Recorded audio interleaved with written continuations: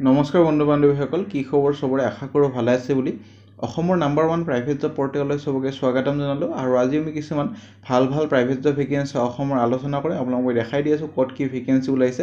সম্পূৰ্ণ ভিডিঅ'টো চাবলৈ চেষ্টা কৰোঁ যাতে বস্তুখিনি ভালদৰে বুজি পায়।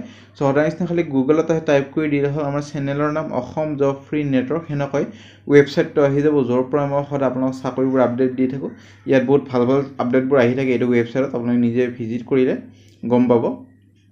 আজি আপোনালোকৰ সিকিউৰিটি গাৰ্ডৰ জব 10-12 পাছ ডিগ্ৰী লেভেলৰ চাকৰি মে' মাহৰ যোনবোৰ ভেকেন্সি হ'ব মানে ইণ্টাৰভিউ হ'ব সেইবোৰৰে ভেকেন্সি। যিহেতু আজি এপ্ৰিল মাহৰ লাষ্ট ছেকেণ্ড দিন আৰু একদিনে আছে, তাৰপিছত মে' মাহৰ ইণ্টাৰভিউ ষ্টাৰ্ট হৈ যাব। এইবোৰ মে' মাহৰে গোটেইবোৰ ইণ্টাৰভিউ যোনবোৰ হ'বলগীয়া আছে এইবোৰে চাকৰি 10-12 পাছ ডিগ্ৰী লেভেলৰ চাকৰি আছে। সম্পূৰ্ণ ভিডিঅ'টো চাওক। সিকিউৰিটি গাৰ্ডৰ যদি কৰিব খোজে বা অফিচৰ ভেকেন্সি এইবিলাক আছে।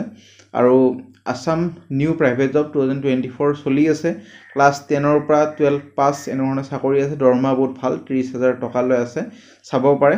আৰু মেগা ৱাক ইন ইণ্টাৰভিউ 2 তাৰিখে হ'ব, 2 আৰু 4 তাৰিখে তেজপুৰ আৰু গুৱাহাটীত। আৰু ভালেমান লোকেশ্যনৰ আছে, যদি চোৱা নাই চাব পাৰে। এইটো জব মেলা বুলি নকওঁ, জব মেলা টাইপে হ'ব। মেগা ৰিক্ৰুটমেণ্ট ড্ৰাইভ চাব পাৰে যদি ইণ্টাৰেষ্টেড হয়। এয়াৰপৰ্টৰ ভেকেন্সি চলি আছে, ৰিলায়েন্স জিঅ' ষ্টাৰৰ ভেকেন্সি, হুইণ্ডাই কাৰ কোম্পানী। এইটোৰ আপোনালোকৰ 3-4 মে'ত ইণ্টাৰভিউ হ'ব।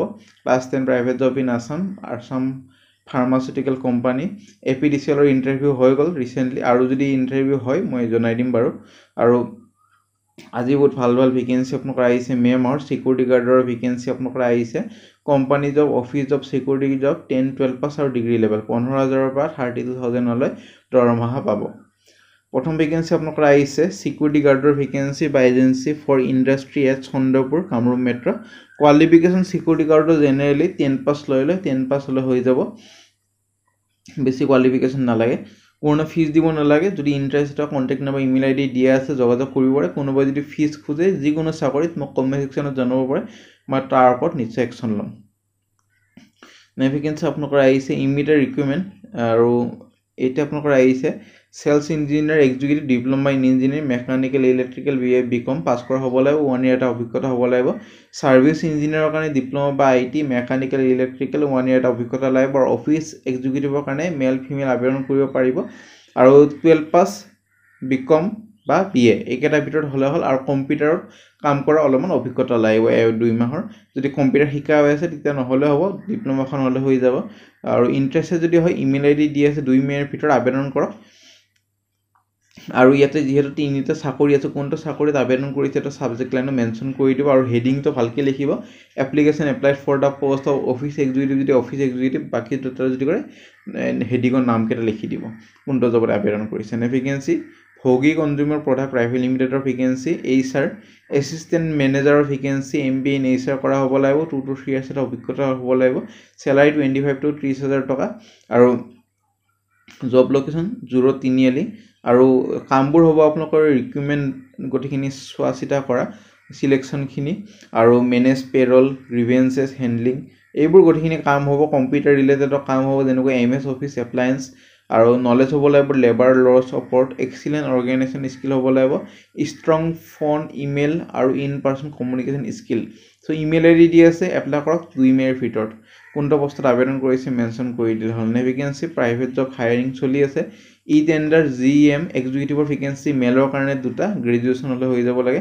আৰু এটা private secretary PA for director, এইটো ফিমেলৰ কাৰণে, ওপৰতে মেলৰ কাৰণে, তলতে ফিমেলৰ কাৰণে, গ্ৰেজুৱেশ্যন হ'ব লাগিব 2টা পষ্টৰ কাৰণে। চেলাৰী নেগচিয়েবল হ'ব লাগিব। আৰু ফ্লুৱেণ্ট হ'ব লাগিব ইংলিছ, হিন্দী আৰু এছামিজত। গুড কমিউনিকেশ্যন স্কিল, 2 বছৰ অভিজ্ঞতা হ'ব লাগিব, ছেম ফিল্ডত কাম কৰা। ফেমিলিয়াৰ হ'ব লাগিব MS অফিচত কাম কৰা, একাউণ্টছ নলেজ হ'ব লাগিব, যাৰ নলেজ আছে এডভান্টেজ হ'ব এটা। Flexible to work in any time as applicable. Smart হ'ব লাগিব, হেণ্ডলিং কৰা গভৰ্ণমেণ্ট ৰিলেটেড ৱৰ্ক বা প্ৰজেক্ট। নিজৰ বায়'ডাটাখন বা CVখন মেনশ্যন অফিচ এড্ৰেছত বাই হেণ্ড বা ইমেইলত পঠাই দিব পাৰে 5 দিনৰ ভিতৰত। এডভাৰটাইজমেণ্টৰ ইমেইল ID কণ্টেক্ট নম্বৰ দিয়া আছে, যোগাযোগ কৰক। তাৰপিছত যদি ইণ্টাৰভিউ কাৰণে মাতে এইটো এড্ৰেছত গ'লে হ'ল। এইটো আছে আপোনালোকৰ জটীয়া, কাহিলীপাৰা, দিছপুৰ, গুৱাহাটী। ভেকেন্সি লৈ যাম। Vacancy direct walk in interview ফেকাল্টিৰ কাৰণে কেমেষ্ট্ৰি ফেকাল্টি, MSc পাছ কৰা হ'ব লাগিব। ইন আইকন একাডেমি, ৰাজগড়ত, গুৱাহাটী 3 on 30 এপ্ৰিল, মানে কালি ইণ্টাৰভিউ আছে 11টা বজাৰ পৰা। ভেকেন্সি মেচাৰ্ছ নাৰুতান চাংমাই গ্ৰুপৰ পৰা আপোনালোকৰ ভেকেঞ্চি আপোনালোকৰ আহিছে এটা একাউণ্টছ এক্সিকিউটিভৰ যাৰ টেলি নলেজ আছে এনেকুৱা নহয় কি খালি এক্সপিৰিয়েঞ্চে পাৰিব ফ্ৰেচাৰ্ছো পাৰিব ফিমেল কেণ্ডিডেটক বেছি প্ৰেফাৰেঞ্চ দিয়া হ'ব বিকম পাছ কৰা হ'ব লাগিব আৰু হোৱাটছএপ নাম্বাৰ ইমেইল আইডি আৰু কণ্টেক্ট নাম্বাৰ গোটেইখিনি দিয়াই আছে যোগাযোগ কৰক 1 মেত ইণ্টাৰভিউ হ'ব মানে পৰহি আপোনালোকৰ ইণ্টাৰভিউ হ'ব নে ভেকেঞ্চি আপোনালোকৰ অটোমোবাইল স্পেয়াৰ পাৰ্ট ডিষ্ট্ৰিবিউটৰ গ্ৰুপৰ পৰা আপোনালোকৰ ভেকেঞ্চি আপোনালোকৰ আহিছে counter retail manager marketing manager tele operator ওপৰৰ দুটাৰ কাৰণে গ্ৰেজুৱেশ্যন টেলি অপাৰেটৰৰ কাৰণে বিকম এম.কম পাছ ৱেয়াৰ হাউচ অপাৰেশ্যন মেনেজাৰৰ কাৰণে গ্ৰেজুৱেশ্যন হ'লে হৈ যাব আৰু 5 to 10 ইয়াৰ্ছ এটা অভিজ্ঞতা লাগিব ইমেইল আইডি কণ্টেক্ট নাম্বাৰ দি আছে যোগাযোগ কৰিব পাৰে যদি এলিজিবল হয় নে ভেকেঞ্চি আপোনালোকৰ এখন ইনষ্টিটিউট অফ ফায়াৰ আৰু ছেফটি কলেজৰ পৰা আহিছে গুৱাহাটীৰ আৰু admission counsellor business development officer telecaller digital marketing executive service executive এইকেইটা পোষ্টখনে খালি গ্ৰেজুৱেশ্যন হ'লে হৈ যাব ইমেইল আইডি কণ্টেক্ট নাম্বাৰ দি আছে 1 মেৰ ভিতৰত আবেদন কৰক তাৰপিছত যদি ইণ্টাৰভিউ কাৰণে মাতে জনোৱা হ'ব নে vacancy Greaves cotton authorised dealer in Assam service manager এইটোৰ কাৰণে আপোনালোকৰ 5 to 7 ইয়াৰ্ছ এটা অভিজ্ঞতা হ'ব লাগিব ডিজেল ইঞ্জিনত কাম কৰা ছাৰ্ভিচ কোঅৰ্ডিনেটৰ দুটা এক্সপিৰিয়েঞ্চ হ'ব লাগিব ডিজেল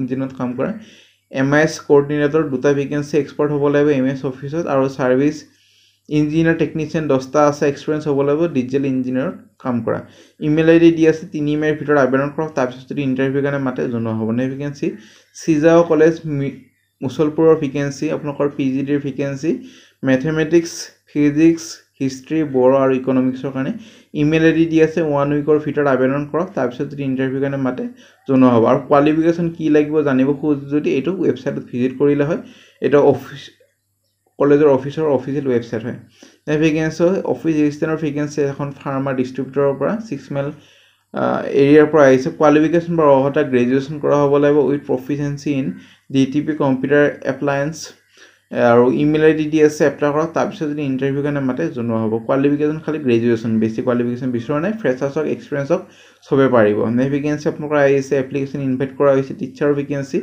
ছায়েন্স ফিজিক্স মেথছৰ তাৰপিছত এছামিজ কম্পিউটাৰ ছায়েন্স এইটোৰ কাৰণে কোৱালিফিকেশ্যন বা অৰ্হতা পোষ্ট গ্ৰেজুৱেশ্যন বা graduation in relevant subject so' এইটোৰ কাৰণে আপোনালোকৰ নিজৰ এপ্লিকেশ্যনখন biodata photocopies of all marksheet from class 10 HSLC onwards with recent passport size photograph on or before 4 মেৰ ভিতৰত আবেদন কৰক এটা আপোনালোকৰ আহিছে কেপিটেল পাব্লিক স্কুল মালিগাঁৱৰ পৰা vacancy contact number email ID দি আছে এপ্লাই কৰিব পাৰে তাৰপিছত যদি ইণ্টাৰভিউ কাৰণে মাতে জনোৱা হ'ব চফে নাজিলি ইমানে যদি ভিডিঅ' এটা চাই ভাল লাগিল ভিডিঅ'টা লাইক কৰক বহুতে লাইক নকৰে লাইকটো এটা বহুত ইম্পৰ্টেণ্ট লাইকটো কৰক কিবা যদি বুজি পোৱা নাই কমেণ্ট ছেকশ্যনত মোক কৈ দিব পাৰে আৰু আগলৈ ভিডিঅ'বোৰ চাবৰ কাৰণে চেনেলটো ছাবস্ক্ৰাইব কৰক আমাৰ WhatsApp group Telegram group Facebook group যদি জইন কৰা নাই কৰিব পাৰে হোৱাটছএপ গ্ৰুপ টেলিগ্ৰাম গ্ৰুপটো জইন কৰিব পাৰে তাতে অৰিজিনেল কপিবোৰ দিয়া হয় আৰু কিছুমান জব ভিডিঅ'ত দিয়া নহয় তাতেই দিয়া হয় সেইটো কাৰণে জইন কৰি থ'ব তাতে ভাল আপডেটবোৰ পাই থাকিব আজিলৈ মানে